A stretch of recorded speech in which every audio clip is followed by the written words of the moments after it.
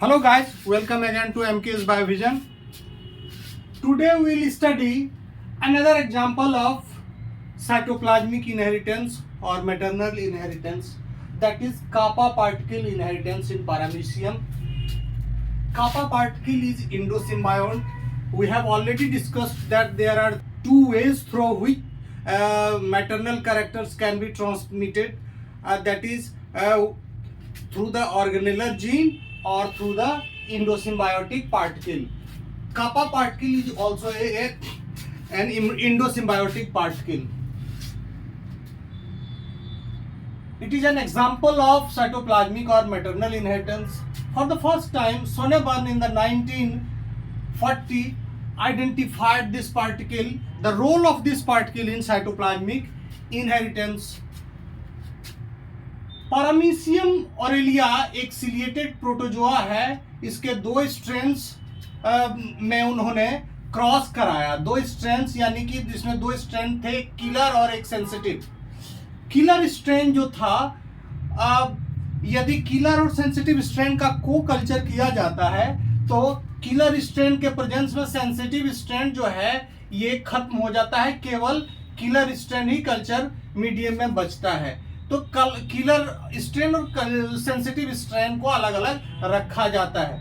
अब इसमें killer property क्यों आया, किसी खास स्ट्रेन में किलर प्रॉपर्टी क्यों आया, ऐसा देखा गया बाद में कि किलर प्रॉपर्टी, ये जो kappa particle, मतलब it is due to presence of certain particle in the cytoplasm of this killer strain known as kappa particle. kappa particle क्या करता है कि ये टॉक्सिन प्रोड्यूस करता है, और ये टॉक्सिन जो है किलर स्ट्रेन को सरवाइव नहीं करने देता है. यदि वो उसी मीडियम में वो ग्रो करता है तो उसको सरवाइव नहीं करने देता है. ये kappa पार्टिकल जो है ये टॉक्सिन रिलीज करता है और सेंसिटिव स्ट्रेन को किल कर देता है इन को कल्चर. लेकिन ये जो kappa पार्टिकल है साइटोप्लाज्म में पाया जाता है.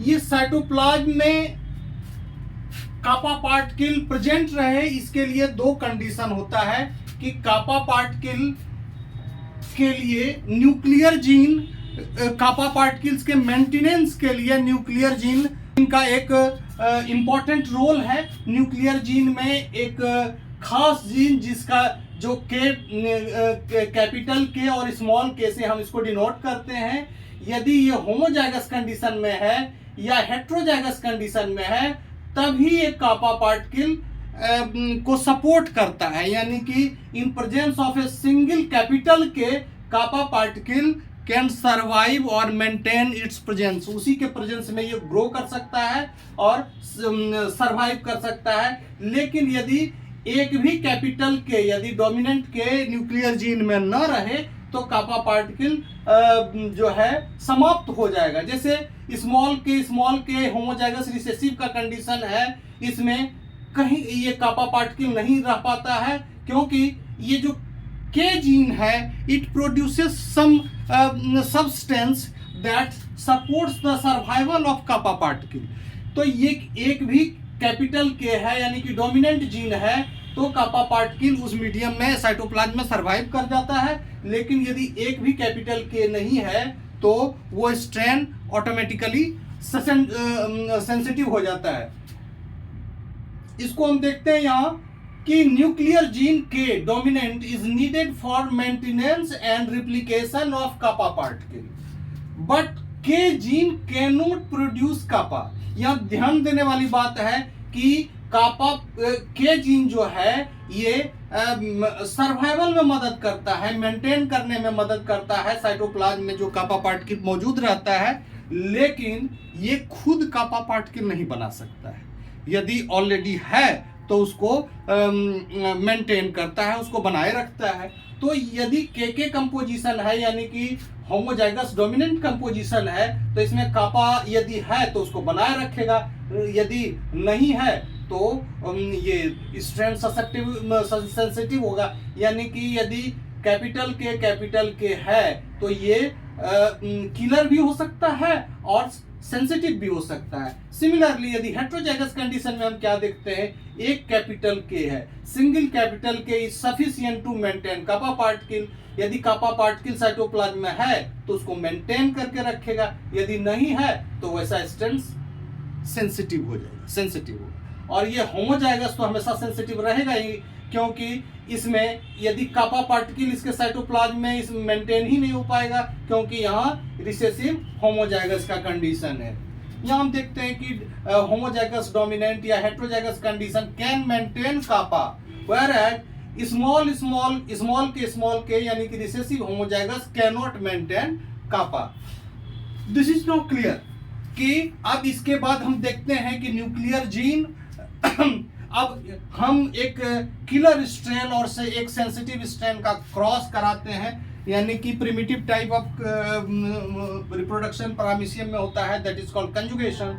अब कंजुगेशन में दो तरह के हमको रिजल्ट मिलते हैं। तो केस वन में हम देखते हैं यहाँ कि पैरामीशियम के अंदर दो तरह के न्यूक्लियस पाए जाते हैं, माइक्रोन्यूक्लियस और माइक्रोन्यूक्लियस एंड मैक्रोन्यूक्लियस। तो there is exchange of micronucleus during conjugation. तो यहाँ देखते हैं ये कि होमोजाइगस डोमिनेंट है, यहाँ होमोजाइगस रिसेसिव है। ऑब्वियसली ये सेंसिटिव होगा क्योंकि एक भी के नहीं है। तो अब दोनों के बीच में हम कंजुगेशन कराते हैं। तो कंजुगेशन यदि शॉर्ट पीरियड के लिए है, यानी कि 3 मिनट से कम का है, तो उस स्थिति में क्या होता है कि कैपिटल के इधर से आया इधर और स्मॉल के इधर से इधर गया, यानी कि केवल न्यूक्लियर जीन ट्रांसफर हो सका, केवल न्यूक्लियर जीन ट्रांसफर हो सका, साइटोप्लाज्मिक जीन ट्रांसफर नहीं हो सका। साइटोप्लाज्म इसका जैसे है डॉटेड लाइन से, ये ब्लू कलर से मैंने दिखाया, ब्लू डॉट से, यहाँ देखिए क्लियर जोन है, तो ये भी क्लियर जोन है, यानी कि इसमें कापा पार्टिकल नहीं है, इसमें कापा पार्टिकल है।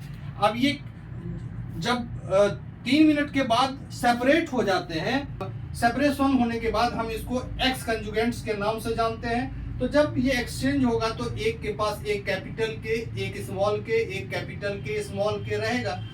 तो since there is no exchange of cytoplasm, तो ये इधर का साइटोप्लाज्म इधर ही रह गया, इसमें तो कापा पार्टिकल है नहीं, तो ये क्लियर है। तो ऑब्वियसली यहाँ के कैपिटल के एक है, एक स्मॉल के है, लेकिन इसमें कापा नहीं आ पाया, तो ये सेंसिटिव स्ट्रेन हो गया। इसमें ऑलरेडी कापा है, पहले से ही कापा है, लेकिन इसमें कैपिटल के और स्मॉल के है, तो ये किलर बना रहा है। अब ये ऑटोगेमी एक होता है जिसमें सेग्रीगेशन होता है, हैप्लॉइड सेल्स में सेग्रीगेशन होता है, माने कि ये इसका मतलब है ये सिमिलर सेल दो आपस में कंजुगेशन करके कंजुगेशन करेंगे, तो फिर एक बार एक्सचेंज होगा। तो उस स्थिति में अब देखिए कि दो कैपिटल के एक साथ चलाया और दो स्मॉल के एक साथ चलाया। तो कैपिटल के जब एक साथ आया है, तो इसमें क्या है कि एक मतलब होमोजाइगस डोमिनेंट कंडीशन है, ऑब्वियसली ये किलर है और साइटोप्लाज्मिक किलर वाला आया, लेकिन इसमें साइटोप्लाज्म इसी का साइटोप्लाज्म है, लेकिन ये कापा मेंटेन नहीं हो सका, इसीलिए सेंसिटिव हो गया, क्योंकि ये होमोजाइगस रिसेसिव कंडीशन है।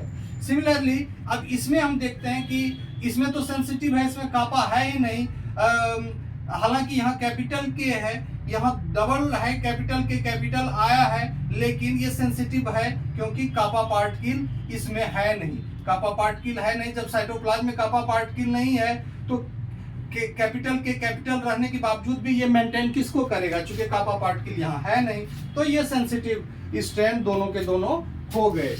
केस दूसरा अब हम देखते हैं, केस दूसरा में यहाँ कैपिटल के स्मॉल के है, कंजुगेशन यहाँ हुआ है, लेकिन कंजुगेशन का पीरियड है वो 3 मिनट से ज्यादा का है, यानी कि लॉन्ग पीरियड ऑफ कंजुगेशन हुआ है।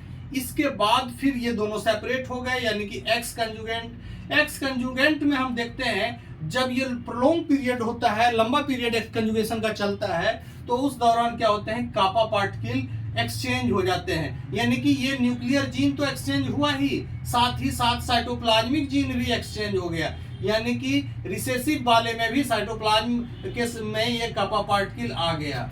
अब न्यूक्लियर जीन एक कैपिटल के, एक स्मॉल के, एक कैपिटल के स्मॉल के दोनों में है, और दोनों में कापा पार्टिकल भी आ गया है due to long period of conjugation. अब दोनों के दोनों किलर हो गए, दोनों के दोनों किलर हो गए।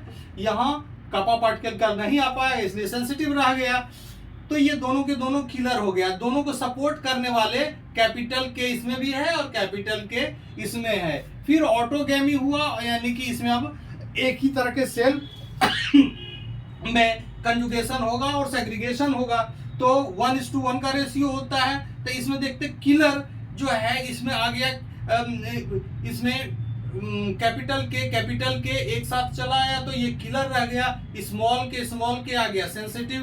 अगेन इसमें भी वही चीज होता है कि कैपिटल के आ गया किलर और ये फिर सेंसिटिव हो गया। अब हम देखते हैं कि ये जो कापा पार्टिकल, इससे तो पता चला कि साइटोप्लाज्म जिसमें आया और कैपिटल के साथ में है तो वो पार्टिकल किलर रहा।